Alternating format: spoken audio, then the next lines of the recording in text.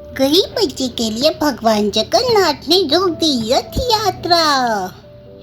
क्या सच में भगवान अपने भक्तों के लिए धरती पर आते हैं? ये कहानी है छोटे भक्त माधव और भगवान जगन्नाथ जी की अद्भुत दोस्ती की, जहाँ भगवान ने अपने भक्त को बचाने के लिए पूरी रथ यात्रा रोक दी। इस भावुक और प्रेरणादायक कहानी में देखिए भगवान जगन्नाथ का चमत्कार, गरीब बच्चे की सच्ची भक्ति, रथ यात्रा का अद्भुत रहस्य है, भगवान और भक्त का अनोखा प्रेम। ये कहानी आपकी दिल को छू जाएगी। अगर वीडियो पसंद आए तो लाइक, शेयर और सब्सक्राइब जरूर करें। बहुत समय पहले की बात है, जगन्नाथ मंदिर में भगवान जगन्नाथ अपने बड़े भाई बलभद्र, बहन सुभद्रा के साथ विराजमान थी। एक दिन हजारों भक्त मंदिर में आते, भजन गाते, प्रेम से भगवान के दर्शन करते। लेकिन उन लाखों भक्तों में एक छोटा सा गरीब बालक माधव, उनका दोस्त माधव बहुत गरीब था। उसके पिता नहीं तो उसकी माँ गांव के लोगों के घरों में काम करके किसी तरह दो वक्त की रोटी जुटाती थी। उनका छोटा सा मिट्टी का घर समुद्र के किनारे एक गांव में था। लेकिन गरीबी के बावजूद माधव हमेशा खुश रहता था, क्योंकि वह जगन्नाथ को अपना सबसे अच्छा मित्र मानता था।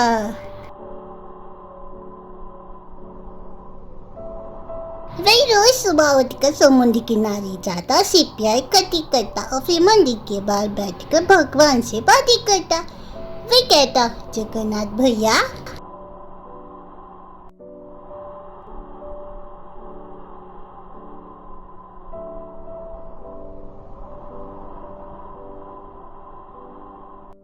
आज मैंने बहुत सुंदर सीपी ढूंढी है, ये आपके लिए। लोग उसे देखकर हंसते, अरे पागल लड़का, भगवान कहीं बातें करती है क्या? लेकिन माधव मुस्कुराकर कहता, आपको नहीं सुनाई देता, मगर मेरी जगन्नाथ भैया मुझसे बात करते हैं। एक अनोखी दोस्ती है। धीरे धीरे माधव की भगवान से दोस्ती और गहरी होती गई। मैं मंदिर के बाहर बैठ के भगवान को रोज सारी रात बताता, आज माँ बीमार है, मुझे भूख लगी है, आज गांव के बच्चों ने मुझे चिढ़ाया, आज मैंने आपके लिए फूल लाए। उसे लगता था कि भगवान सब सुन रहे हैं, और सच में भगवान सुन रहे थे।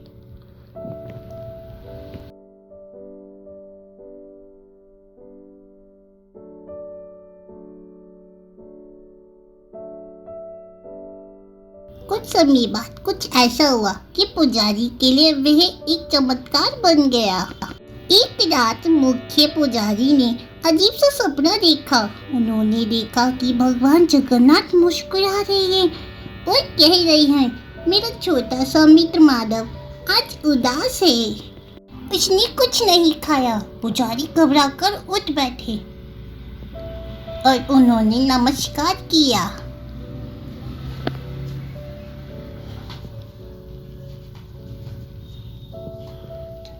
जब वह अगली सुबह उठे, उन्होंने देखा मंदिर के बाहर जाकर माधव कमजोर और उदास बैठा था। पुजारी ने पूछा, बेटा क्या हुआ? माधव बोला, कुछ नहीं, बस माँ बीमार है, घर में खाना नहीं है, मगर मैंने जगन्नाथ भैया से कह दिया है, वो सब ठीक कर देंगे। पुजारी ये सुनकर हैरान रह गया और उसने माधव को गले से लगा लिया। उसी दिन मंदिर में बहुत बड़ा भोग बना था।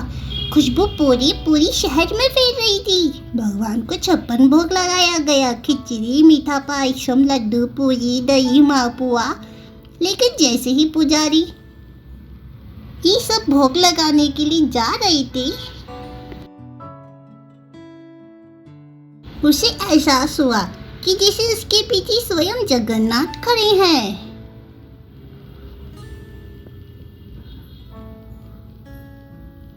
जब वे सारा प्रसाद लेकर गर्भगृह की ओर गया, पुजारी ने भोग लगाया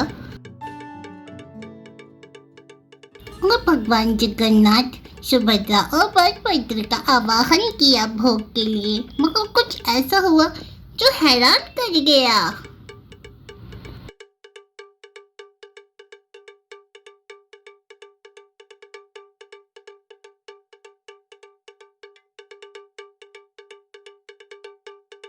एक चमत्कार हुआ।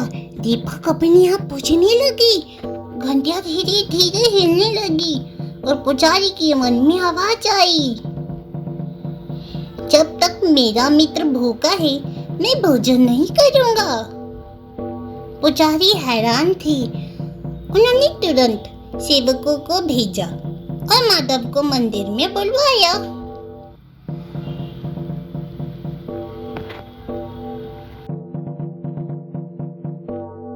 कुछ समय बाद माधव डरते डरते अंदर आया। उसने कभी मंदिर के गर्भगृह के इतने पास से दर्शन नहीं किए थे।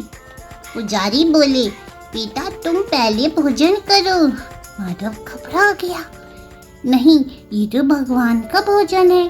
तभी अचानक मंदिर की घंटियां अपने आप बजने लगी। सब लोग आश्चर्य से इधर देख रही थी।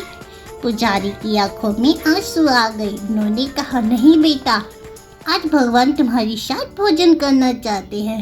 माधव की आंखें चमक उठी। वह बैठ गया और उसने प्रेम से महाप्रसाद खाने लगा। और जैसे ही उसने पहला गोल खाया, मंदिर में सुगंध फैल गई। दीपक फिर जल उठी। सब लोग समझ गए कि भगवान सचमुच अपने भक्त से प्रेम करते हैं। और माधव ने इस तरह भोग को अपनी सखा जगन्नाथ को भी दिया कि आप भी मेरे साथ भोग लगाए मित्र।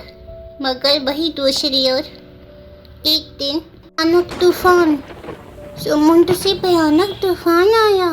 आकाश काला हो गया, बिजली चमकने लगी। लोग अपने अपने घरों में छिप गए।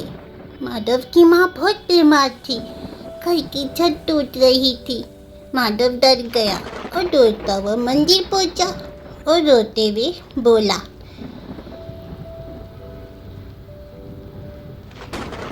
मेरे जगन्नाथ भैया, मेरी माँ को बचा लो। उस रात मंदिर के दरवाजे खुले जरूर थे, फिर भी माधव सीढ़ियों पे बैठा रोता रहा बहुत देर तक।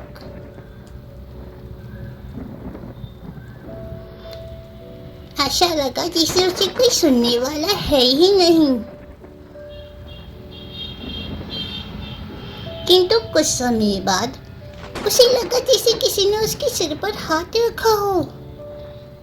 उसने देखा एक सांवला सुंदर बालक खड़ा था। उसकी बड़ी बड़ी चमकदार आँखें, चेहरे पे मधुर मुस्कान थी। उसने डरते हुए कहा, तुम कौन हो? तो उन्होंने कहा, मैं तुम्हारा मित्र हूँ माधव, डरो मत। तुम रोज मुझे याद करते हो ना, इसलिए आज मैं तुम्हारे पास आ गया। चलो मैं तुम्हारे घर चलता हूँ। माधव ने फिर पूछा, तुम कौन हो? वो मुस्कुराया और बोला, तुम्हारा मित्र ही तो हूँ। दोनों बारिश में दौड़ते हुए घर की ओर के लिए निकल पड़े, हंसते मुस्कुराते हुए। अजीब बात ये थी, जहाँ जहाँ वे बालक चलता वहाँ बारिश कम हो जाती, जैसे कोई चमत्कार हो। धीरे धीरे दोनों घर की ओर आगे बढ़ रहे थे और जैसे ही दोनों मिलके घर पहुंचे, उस बालक ने सबसे पहले घर पहुंचकर टूटी हुई छत पर हाथ से शक्ति करके ठीक करने की कोशिश करी और अचानक तेज हवा शांत होने लगी। बारिश धीरे हो गई। माधव की माँ की तबीयत भी जैसे सुधरने लगी। माधव खुश होकर बोला, तुम सच में बहुत अच्छे हो, कल फिर आना। बालक मुस्कुराया और चला गया। अगली सुबह जब मंदिर में एक अलग चमत्कार देखा तो पंडित हैरान थे। सुबह जब माधव मंदिर पहुंचा तो उसने वही चेहरा भगवान जगन्नाथ की मूर्ति में देखा। वे चौंक पड़ा, अरे ये तो वही मित्र। तभी पुजारी ने देखा कि भगवान की मूर्ति के पैरों में कीचड़ लगा हुआ है। सब हैरान थे और खुश भी थे। रात को मंदिर बंद था, फिर कीचड़ कैसे कार वापस अंदर आई? माधव खुशी से चिल्लाया। उसने सबको बताया, सच मुझे पता है, जगन्नाथ भैया कल मेरे घर आए थे। लोग पहले हंसे, लेकिन तभी पुजारी को रात वाला सपना याद आया। उन्हें समझते देर नहीं लगी। उनकी आंखों से आंसू बहने लगे। उन्होंने सब लोगों से कहा, भगवान पत्थर की मूर्ति नहीं है, वे अपने भक्तों के लिए स्वयं चल कर आती हैं। इस तरह गांव वालों का बदलना शुरू हो गया। अब गांव के लोग माधव का मजाक नहीं उड़ाती थी, सब उससे प्रेम करने लगे। लोग उसकी माँ की मदद करने लगे। कोई अंधी था तो कोई कपड़े। माधव हमेशा कहता, ये सब मेरी जगन्नाथ भैया की कृपा ही। वो सबका धन्यवाद करता और सब उसका धन्यवाद करते, क्योंकि उसके जरिए सभी ने जगन्नाथ जी को अपने अंदर पाया था। धीरे धीरे माधव बड़ा होने लगा, लेकिन उसकी भक्ति कभी कम नहीं हुई। वह रोज मंदिर जाता और भगवान से बातें करता। लोग आज भी उसे देखकर अकेले हंसते हुए देखते। उन्हें लगता जैसे सच में भगवान उससे बातें कर रहे हैं। माधव की भक्ति अटूट थी और विश्वास भी था। वे मित्र की तरह उनसे बातें करता था और उनके साथ समय व्यतीत करता था। भगवान भी उसे अपना प्रिय मित्र समझते थे। फिर आया सबसे बड़ा उत्सव, रथ यात्रा। पूरी शहर फूलों और रंगों से सज गया। विशाल रथ तैयार हुआ। भगवान जगन्नाथ का रथ, बलभद्र जी का रथ, सुभद्रा जी का रथ।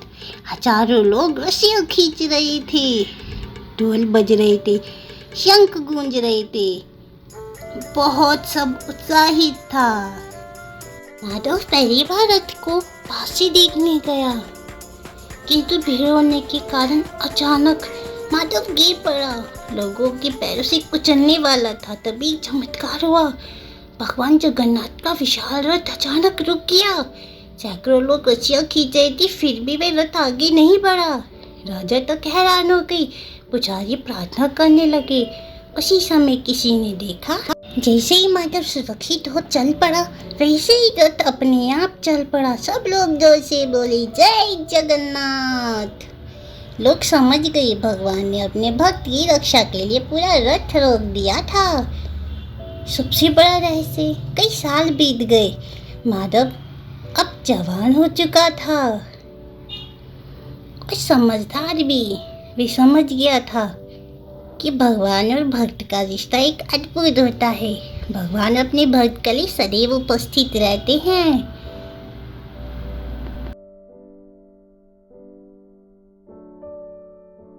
इस तरह समय बीतता चला गया और माधव की भक्ति और अटूट होती चली गई। माधव अब जवान हो गया था। एक दिन वे मंदिर आया और जगन्नाथ के समक्ष आकर रोने लगा। हजारों प्रश्न उसके मन को बेचैन कर रहे थे। तभी उनमें से एक प्रश्न उसने पूछा, जगन्नाथ भैया, आप मुझसे इतना प्रेम क्यों करते हैं? उस रात उसे सपना आया जिसे मूर्ति स्वयं बोल रही हो और वो उनके समक्ष हो। भगवान मुस्कुराए बोले, क्योंकि तुमने मुझे कभी भगवान नहीं समझा, तुमने मुझे अपना मित्र माना और जहाँ सच्चा प्रेम होता है वहाँ मैं स्वयं आ जाता हूँ। माधव की आंखें नम हो गई। उस दिन उसे समझ आ गया, भगवान को बड़े महलों, सोने चांदी, महंगे उपहारों की जरूरत नहीं होती। उन्हें तो सिर्फ सच्चा प्रेम ही कीमती होता है। वे मुस्कुराया और बेहद खुश था। अगले दिन वे मंदिर गया और उसने उनका धन्यवाद किया। से हमें सीख मिलती है, भगवान सच्चे मन से प्रेम करने वालों की हमेशा मदद करते हैं। गरीब या अमीर होना महत्वपूर्ण नहीं, दिल का अच्छा होना जरूरी है। भगवान अपने भक्त को कभी अकेला नहीं छोड़ते। सच्ची भक्ति में डर नहीं, दोस्ती और प्रेम होता है। दूसरों का मजाक नहीं उड़ाना चाहिए। जय जगन्नाथ भगवान की।